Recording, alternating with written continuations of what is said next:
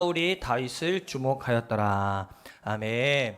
오늘은 예수님을 평생 친구로 삼으십시오라는 제목으로 함께 은혜를 나누고자 합니다. 여러분, 편한 사람이 있고 불편한 사람이 있죠.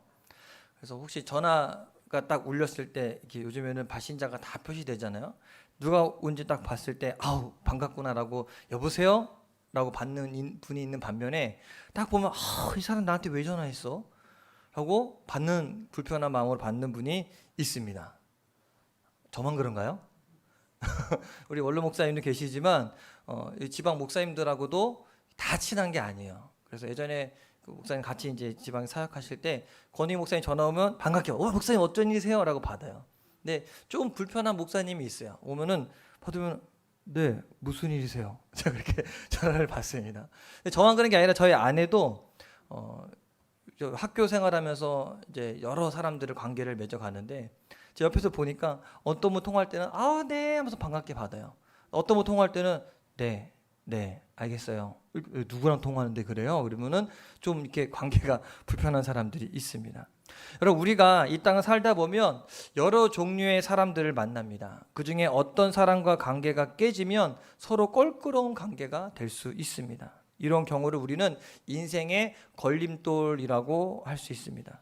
어쩌면 그 사람이 같은 직장 안에 있을 수도 있고 또 까다로운 이웃일 수도 있고 아니면 동창이나 또 심지어는 친척이 될 수도 있습니다. 친척이라고 다 가깝진 않잖아요. 반면에 인생의 디딤돌 같은 사람을 만날 수도 있습니다. 좋은 부모님, 존경하는 선생님, 또 어려울 때 함께 할 수 있는 좋은 친구나 또 좋은 이웃이 바로 그렇습니다. 근데 오늘 말씀에 보니까 다윗이 이 두 종류의 사람을 동시에 만나게 됩니다. 다윗의 인생에 큰 걸림돌이 되었던 사람이 있습니다. 누굴까요? 사울왕. 그러면 이 반면에 다윗의 인생에 있어서 디딤돌이 된 사람, 같이 의지하고 자기 마음을 위로해줬던 둘도 없는 친구가 있습니다. 그게 누구냐면 사울 왕의 아들 요나단이었습니다. 지난주 말씀에서 다윗이 누구와 싸워 이겼습니까? 골리앗과 싸워 이겼습니다. 네, 내가 누구 집어서 물어볼까 봐 긴장하셨죠? 골리앗과 싸우겠습니다. 엘라 골짜기에서 골리앗을 죽이고 승리의 주역이 되었습니다. 다윗이 골리앗을 죽이자 이스라엘의 군사령관 아브넬이 다윗을 사울왕 앞으로 데려갔습니다. 그러니까 사울왕이 다윗을 보고 이야기해요. 다윗이 이제 골리앗의 머리를 탁 쥐고 상상을 한번 해보세요. 골리앗이 키만 크겠습니까? 얼굴도 크겠습니까? 그 큰 얼굴을 딱 들고 왕 앞에 섰어요. 그러니까 얼마나 작지만 크게 보이겠습니까? 이 다윗이. 사울이 다윗에게 물어봐요. 너는 누구의 아들이냐? 다윗이 이야기합니다. 저는 베들레헴 사람 이새의 아들입니다. 그러니까 사울이 다윗을 보니까 너무 마음에 들어요. 너 이제 집에 가지 마. 나와 함께 있자. 그리고 집에 안 보내요. 그리고 그때부터 이제 다윗은 사울왕 밑에서 일하는 사람이 됩니다. 사울왕 밑에서 일하기 시작하면서 다윗이 두각을 나타내기 시작합니다. 근데 다윗은 전쟁의 경험이 있었을까요? 없었을까요? 여태까지 뭐하고 살았습니까?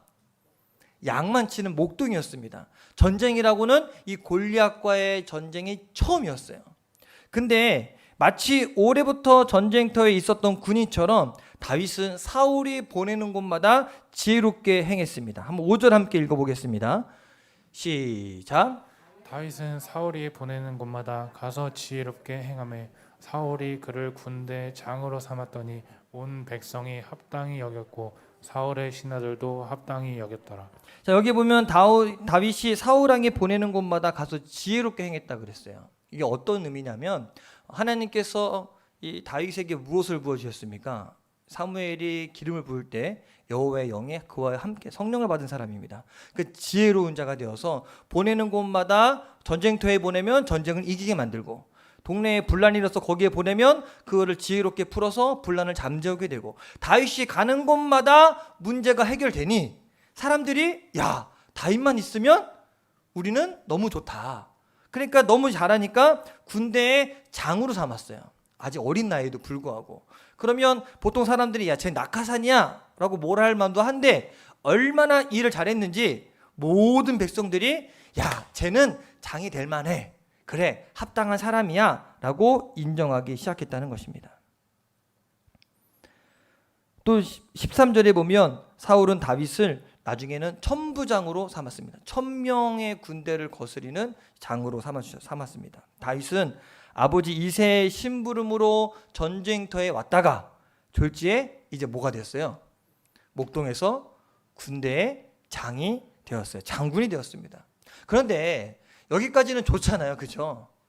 목동에서 신분이 상승했잖아요. 왕의 신임도 얻었고. 근데 이제 문제가 생겼습니다. 그 문제가 어떻게 생겼냐면 다윗이 골리앗을 이기고 난 다음에 이제 이스라엘 군대가 블레셋과의 전투에서 항상 이기는 거예요. 그래서 전쟁에서 이기고 돌아올 때 이 성의 사람들이 막 여자들이 나와서 박수 치면서 환호하고 노래를 부릅니다. 근데 뭐라고 노래를 부르냐면 6절 7절 한번 읽어볼까요? 이렇게 노래를 부르거든요. 같이 한번 읽어볼게요. 6절 7절 말씀 없나요? 네, 제가 읽어드릴게요. 무리가 돌아올 때 곧 다윗이 블레셋 사람을 죽이고 돌아올 때 여인들이 이스라엘 모든 성읍에서 나와서 노래하며 춤추며 소고와 경쇠를 가지고 왕 사울을 환영하는데 여인들이 뛰놀며 노래하여 이르되 사울이 죽인 자는 천천히요 다윗은 만만이로다 한지라. 사울 왕은 죽인 자는 천천입니다. 1000명을 죽였어요. 다윗이 죽인 자는 10,000명입니다. 10,000명을 죽였어요 라고 이야기하는 거예요.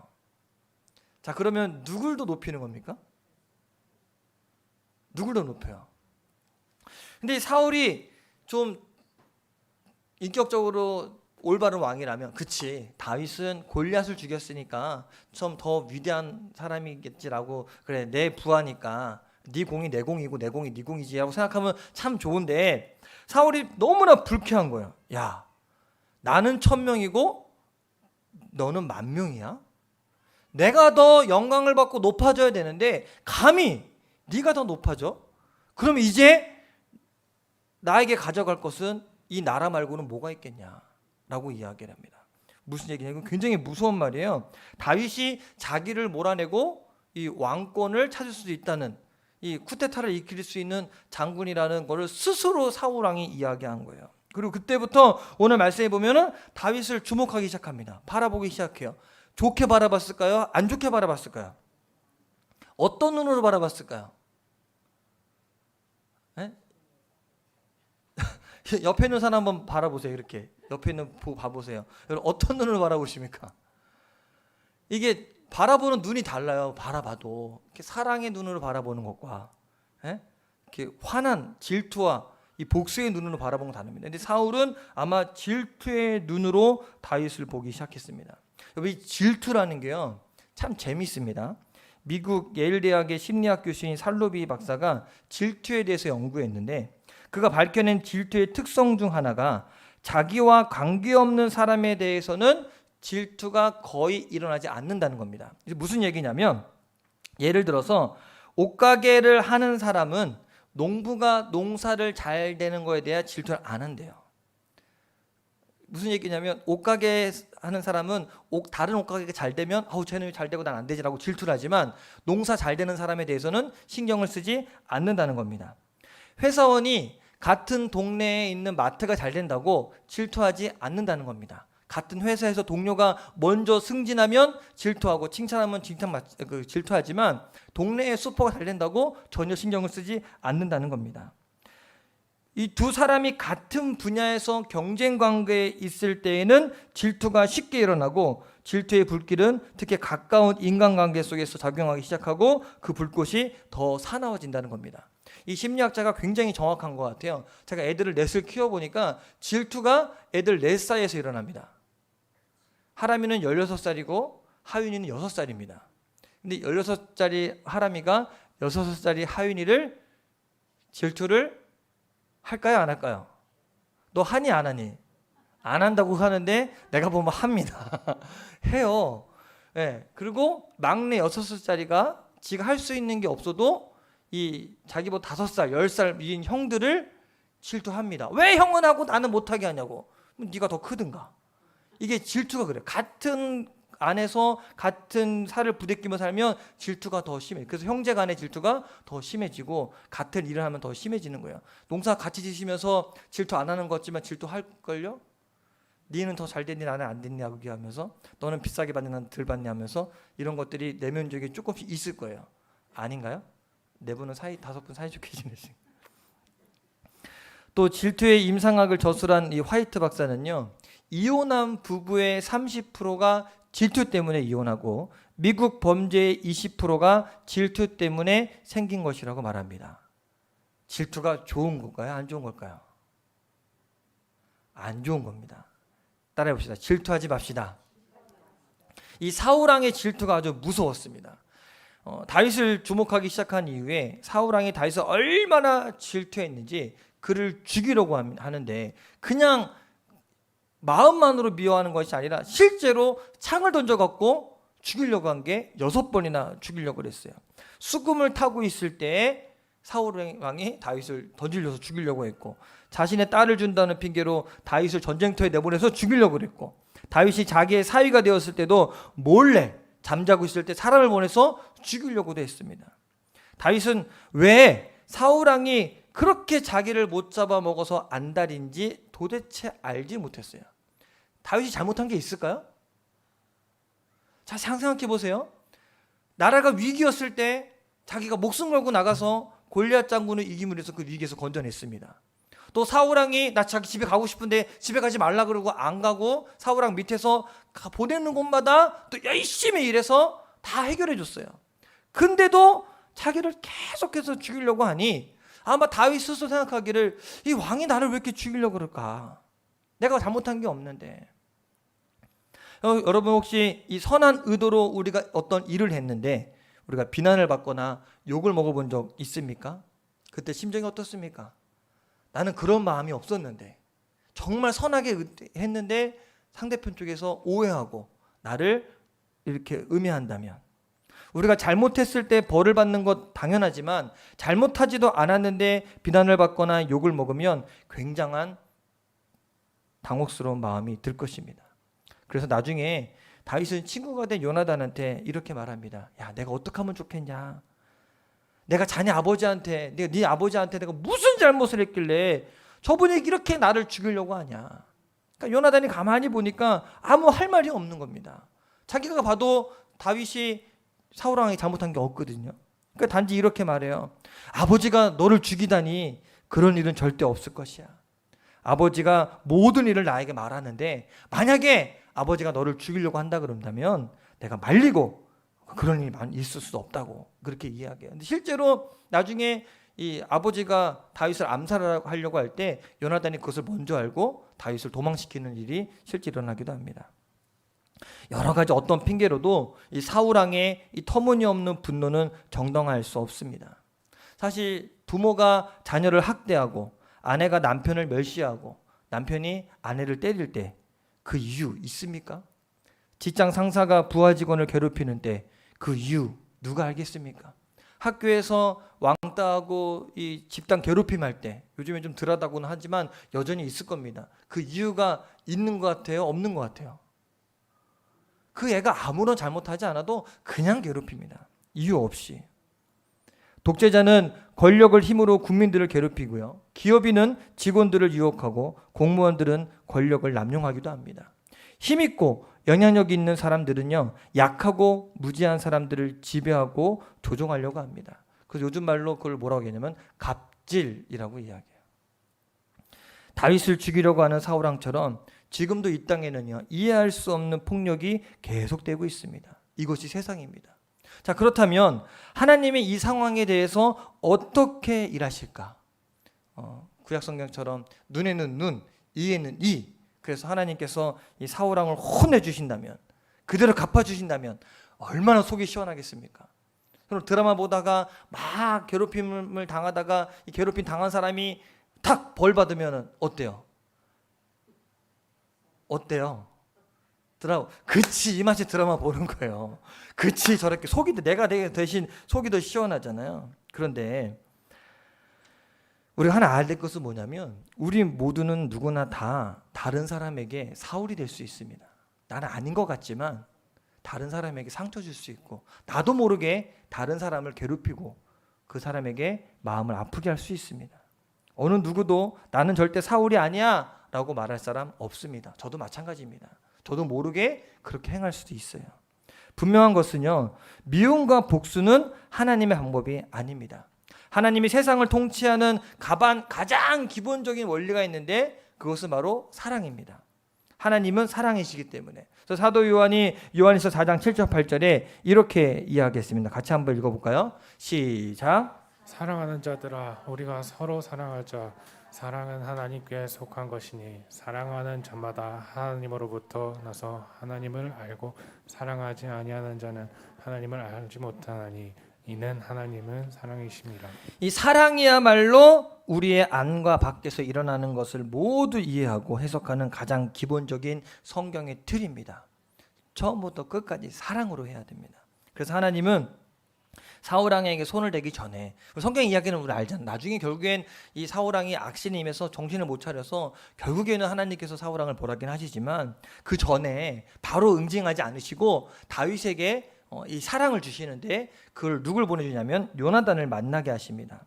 자, 요나단은 사울왕의 아들입니다. 그래서 왕의 아들은 우리 뭐라고 부르냐면 왕자라고 부릅니다. 왕세자. 그래서 사울왕이 죽으면 그 왕은, 그 다음 왕은 누가 돼요? 그 아들이 왕세자가 왕이 됩니다. 자, 그렇다면 요나단은 다윗을 사울왕보다 더 무시할 수 있고, 왜? 다윗이 자꾸 위로 승승장구하니까 더 질투할 수 있는 위치에 있었지만 그렇게 하지 않았습니다. 1절을 같이 한번 읽어보겠습니다. 시작. 다윗이 사울에게 말하기를 아침에 요나단의 마음이 다윗의 마음과 하나가 되어 요나단이 그를 자기 생명같이 사랑하니라. 자, 여기 보면 다윗을 보는 순간 요나단의 마음이 다윗의 마음과 하나가 되었다라고 말합니다. 그리고 이때부터 요나단은 다윗을 생명같이 사랑하게 되었습니다. 근데 이해가 되십니까? 다윗과 요나단의 만남이 이전에 있었을까요? 없었을까요? 성경에 보면 나오지 않아요. 근데 그렇다면 이때 처음 다윗을 본 건데, 처음 보자마자 남자가 남자를 보고 야, 너 정말 너 내 마음에 든다라고 그렇게 아주 끈끈한 두 친구가 될 수 있었을까요? 어떻게 이 둘이 깊은 우정으로 발전할 수 있었을까? 이 사무엘상 14장 6절을 읽어보면 두 사람이 이렇게 우정을 맺게 된 게 결코 우연이 아니라는 것을 우리가 알 수 있습니다. 오히려 당연한 일입니다. 사무엘상 14장에 보면 요나단이 무기 든 사람 한 명을 데리고 블레셋 진영으로 가서 블레셋 군 20명을 죽인 아주 굉장한 이야기가 나옵니다. 20대 2로 싸워서 다 무찌른 거예요. 이때 요나단이 무기 든 사람에게 이렇게 말합니다. 한번 같이 읽어볼까요? 사무엘상 14장 6절입니다. 같이 읽어볼게요. 시작. 요나단이 자기의 무기를 든 소년에게 이르되 우리가 이 할례 받지 않은 자들에게로 건너가자. 여호와께서 우리를 위하여 일하실까 하노라. 여호와의 구원은 사람이 많고 적음에 달리지 아니하였느니라. 자, 봐보세요. 빨간 글씨 제가 표시했거든요. 이 말 어디서 들어봤습니까? 기억하시는 분 계세요? 어디서 들어봤어요? 기억 전혀 못해요. 제 일주일 전에 다윗이 골리앗과 싸울 때 골리앗의 한 말입니다. 14장에서는 요나단이 먼저 이 말을 했고 그 뒤에 이 17장에 와서 이 할례 받지 않은 블레셋 사람이 누구이기에 다윗이 한 얘기예요. 너는 칼과 창과 단창으로 내게 나아오거니와 나는 만군의 여호와의 이름으로 나아가노라. 누가 한 얘기예요? 다윗이요. 이 전쟁터에 누가 앉아 있었습니까? 요나단이 있었어요. 거기 현장에 있었는데 요나단이 가만히 보니까 다윗이 물맷돌 하나 들고 나가면서 지금 자기가 전에 블레셋 사람 20명과 싸울 때 했던 말을 그대로 다윗이 하고 있는 거예요. 뭐가 똑같아요? 신앙과 믿음과 마음이 똑같은 거예요. 자기랑. 그러면 그 얘기를 들으면서 요나단이 어떤 마음이 들었을까? 야, 쟤는 나랑 너무 똑같다. 어떻게 저런 마음을 갖고 있지? 아마 그 모습을 보고 가슴이 뛰었을 거예요. 왜? 신앙적으로, 생각적으로, 마음적으로 똑같으니까. 여러분 이런 사람 만난 적 있습니까? 없으세요? 처음 만났는데 마치 이전부터 알던 사람처럼 자기 속마음을 막 얘기하게 되고 정말 오랫동안 알고 지낸 사람처럼 이야기하게 되는, 없습니까? 저는 우리 전현재 청년이 그랬거든요. 그죠? 아니라 그러면 안 되죠. 그죠? 처음에 만났을 때 마치 오래전부터 알고 있던 사람처럼 정말 마음이 맞아서 같이 막 오랫동안 얘기했었어요. 그 이후에 다윗과 요나단 두 사람은 아주 절친한 사이가 됩니다. 이게 하나님의 섭리예요. 뒤틀어버린 사울 왕과의 인간관계를 대처하기 위해 하나님이 주도하신 겁니다. 두 사람을 만나게 하고 서로 의지하게 만들고 서로 사랑을 줄 수 있게. 그리고 이제 둘이서 서로 언약을 맺습니다. 우리 3절 4절 말씀을 함께 같이 읽겠습니다. 시작. 요나단은 다윗을 자기 생명같이 사랑하여 더불어 언약을 맺었으며 요나단이 자기가 입었던 겉옷을 벗어 다윗에게 주었고 자기의 군복과 칼과 활과 띠도 그리하였더라. 사실 왕자인 요나단이 자기가 입었던 겉옷을 벗어서 다윗에게 주고 자기의 군복과 칼과 활과 띠도 다윗에게 주었습니다. 그냥 이건 단순한 의미가 아니에요. 왕자잖아요. 왕자가 왕자의 옷을 다윗에게 주고 왕자가 갖고 있는 무기를 다 다윗에게 준 거예요. 절대적으로 다윗을 신임한다는 의미를 갖고 있습니다. 이거 말도 안 되는 일을 지금 요나단이 한 것입니다. 요나단이 자신의 전부를 다 다윗에게 준 거예요. 자기는 아무것도 필요 없다는 거예요. 너만 있으면 돼. 여러분 이런 친구 있습니까? 여러분에게 모든 걸 내주는 친구 있어요, 없어요? 한번 딱 생각해 보세요. 있나 없나? 있으면 있다, 없으면 없다. 없는 것 같아요. 저도 없는 것 같아요.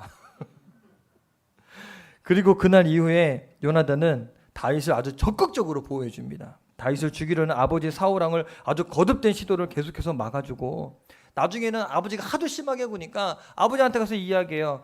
아버지, 왜 자꾸 왕이 이런 범죄를 저지르려고 합니까? 왜 그러십니까? 범죄하지 마세요. 다윗 괴롭히지 마세요. 아마 사울 왕이 봤을 때도 요나단이 눈에 가시였을 거예요. 자기 아들인데 자기 편이 아니라 다윗을 편드니까. 마치 요나단과 다윗의 관계가 잠언서에 나오는 대로 어떤 친구는 형제보다 친밀하니라 라는 말씀처럼 그렇게 형제보다 더 친밀한 관계를 둘이 맺었습니다. 요나단과 같은 친구가 있으면 얼마나 좋겠습니까? 항상 곁에 있어주고 사심없이 호의를 베풀어주고 늘 격려해주는 그런 친구가 있다면 정말 좋을 것입니다. 우리 하나님은 사울 왕에게서 받은 상처를 그의 아들 요나단에게서 치료를 받을 수 있도록 다윗에게 은혜를 베풀어 주셨습니다. 만약 요나단의 우정이 없었다면 다윗은 사울 왕에 대한 충성을 끝까지 지키지 못했을 것입니다. 요나단의 우정은 다윗의 영혼을 사로잡아 이 사울의 질투와 증오심이 결코 다윗을 점령하지 못하도록 지켜 주었습니다. 여러분, 요나단과 같은 친구 주변에 없다 그랬죠 아까? 있습니까? 그러면 오늘 제가 그 친구를 소개시켜 주겠습니다. 다윗과 요나단의 우정처럼 예수님은 저와 여러분과 똑같은 우정을 나누고 싶어 하십니다. 다윗은 이스라엘의 왕자와 친구가 되었습니다. 그런데 우리는 만왕의 왕이신 예수님과 친구가 되었습니다. 이건 제가 한 말이 아니라 예수님이 하신 말씀입니다. 요한복음 15장 15절을 함께 읽어보겠습니다. 시작. 이제부터는 너희들 종이라 하지 아니하니 종은 주인이 하는 것을 알지 못함이라. 너희를 친구라 하였노니 내가 내 아버지께 들은 것을 다 너희에게 알게 하였습니다. 예수님이 우리를 뭐라고 부른다고요? 친구라 부르겠다 하셨습니다. 또한 요나단은 다윗에게 자기 옷을 벗어줬지만 예수님은 우리의 죄의 옷을 벗기시고 의의 옷을 입혀주셨습니다. 그냥 의의 옷을 입혀주신 것이 아니라 우리에게 천국의 예복을 입히시기 위해 십자가에서 우리 대신 죽으셨고 죄인인 우리가 받을 형벌을 대신 받으셨습니다. 이보다 더 큰 친구가 어디 있습니까? 그 결과 저 여러분은 예수님의 피로 죄사함 곧 구원의 은혜를 받게 되었습니다. 그러니 얼마나 놀랐습니까? 그것만이 아닙니다. 요나단이 다윗에게 군복과 칼과 활과 띠를 준 것처럼 예수님은 우리에게 전신갑주, 진리의 허리띠, 의의 흉배, 복음의 신발, 구원의 투고, 믿음의 방패, 성령의 검을 우리에게 손을 쥐어 주셨습니다. 할렐루야. 더 좋은 친구죠? 그리고 예수님이 요나단이 이 다윗을 끝까지 보호했던 것처럼 예수님도 우리와 친구 되셔서 우리와 끝까지 함께 하실 거라 약속하셨습니다. 요한복음 10장 28절에 내가 그들에게 영생을 주노니 영원히 멸망하지 아니할 터이요 또 그들을 내 손에서 빼앗을 자가 없느니라. 마태복음 28장 20절에 볼지어다 내가 세상 끝날까지 너희와 항상 함께 있으리라 하시니라. 할렐루야. 혹시 진정한 친구를 찾고 있습니까? 아까 없다 그랬죠? 이제 있습니다. 누구예요? 예수님을 평생 친구로 삼으시게 되길 바랍니다. 혹시 여러분은 사울왕과 같은 사람 만났을 때 어떻게 하십니까? 나를 괴롭히는 사람, 나에게 걸림돌이 되는 사람 만나면 어떻게 합니까? 여러분을 힘들게 하는 그 사울왕에게 복수하는 쪽을 선택할 수도 있습니다. 사진 붙여놓고 날마다 거기다가 표창을 던질 수도 있어요. 그리고 만나는 사람마다 그 사람에 대해서 험담할 수도 있어요. 그리고 계속 미워할 수도 있어요. 생각으로 미워하고 말로 미워하고 다른 사람에게 또 미워하고. 그런데 그런다고 우리 기분이 나아지거나 상처가 치료되는 것 아닙니다. 여러분 그런 경험 해보셨을 것입니다. 나를 미워하는 사람, 나에게 힘든 사람을 내가 똑같이 미워하고 다른 사람이 험담해 보세요. 그때는 좀 시원한 것 같아. 그러고 지나고 나면 더 힘듭니다. 더 힘들어요. 왜 그러냐면 그것이 골문 상처는요 짜서 버려야 되는데 내가 품 안에 갖고 있으면 어느새 자기 몸에서 그 역겨운 냄새가 더 많이 풍기게 돼요. 그래서 그 골문 상처는 짜서 버려야 됩니다. 그러므로 이 사울의 기억을 붙들고 씨름하기보다는 곁에 있는 사랑하는 친구 요나단에게 속에 있는 상처를 털어놓는 것이 훨씬 더 지혜로운 선택입니다. 다윗이 그랬던 것처럼 여러분 이 세상에는요 사울왕과 같이 우리를 힘들게 하는 것, 우리를 넘어뜨리고 빼앗아가는 것들 굉장히 많이 있습니다. 그러나 예수님은 우리를 풍성하게 채워주시는 분입니다. 그 예수님을 평생 친구로 삼으십시오. 그러면 지금은 당장 예수님을 친구로 삼았다고 해서 문제가 해결되지 않을 수도 있습니다. 그러나 영원히 함께할 친구가 생겼다면 그것만으로 충분하지 않겠습니까? 아무리 힘들어도 예수님이 내 친구가 되어셔서 나와 함께 하신다면 그걸로도 만족감이 되지 않겠습니까? 그리고 그것보다 더 중요한 일이 어디에 있겠습니까? 예수님을 평생 친구로 삼은 사람은 그의 평생이 형통하게 될 것입니다. 여러분에게 요나단과 같은 친구 있습니까? 없습니까? 있습니다. 누굽니까? 예수님입니다. 아주 오래전에 이성 친구보다 예수님이 더 좋은 이유 5가지라는 글이 있었어요. 누가 지었는지 굉장히 잘 지었거든요. 제가 한번 읽어드릴게요. 첫째, 이성 친구는 나를 배신하지만 예수님은 결코 나를 배신하지 않으신다. 심지어 내가 배신을 하더라도. 둘째, 이성 친구는 아무리 예뻐도 언젠가는 시들어지고 질리지만 예수님은 변함이 없으시다. 셋째, 연애는 오래 할수록 이성 친구와의 사랑은 식어가지만 예수님과의 만남은 시간이 갈수록 사랑이 뜨거워진다. 넷째, 이성 친구 앞에서는 다른 친구와 비교되어 기죽을 때가 있지만 예수님은 나를 외모나 가진 것으로 대하지 않으시기 때문에 기죽을 필요가 없다. 마지막 5번째, 이성 친구는 너 지금 내가 왜 화났는지 알아? 라고 먼저 이해해 주기를 바라지만 예수님은 나는 네가 왜 힘든지 안다 라고 나를 이해해 주시고 위로해 주신다. 그러면 내 아내, 내 남편, 이성 친구보다 누가 더 좋습니까? 예수님이 더 좋습니다. 여러분 예수님은 우리를 친구라고 불렀습니다. 요나단이 다윗의 친구가 되어주셨듯이 우리 주님은 모자라는 우리를 찾아와 당신의 전부를 주고 친구가 되어주셨습니다. 그러므로 더 이상 우리를 괴롭히고 힘들게 하는 세상만 바라보지 마시고 친구이신 주님 바라보시게 되기를 간절히 축원합니다. 미움과 질투, 분노로 살아가면 우리의 영혼을 갉아먹습니다. 그러지 말고 친구이신 예수님 앞에 나와서 다 털어놓으세요. 비밀 유지 가능합니다. 세상 친구한테 털어놓으면 비밀 유지 불가능합니다. 돌고 돌아 다시 나에게 그 이야기가 들어옵니다. 그러나 예수님께 털어놓으시면 모든 문제가 해결되는 실마리가 열리는 줄 믿습니다. 좋으신 예수님을 평생 친구로 삼고 그렇게 이 땅을 살아가는 저 여러분 되길 주님의 이름으로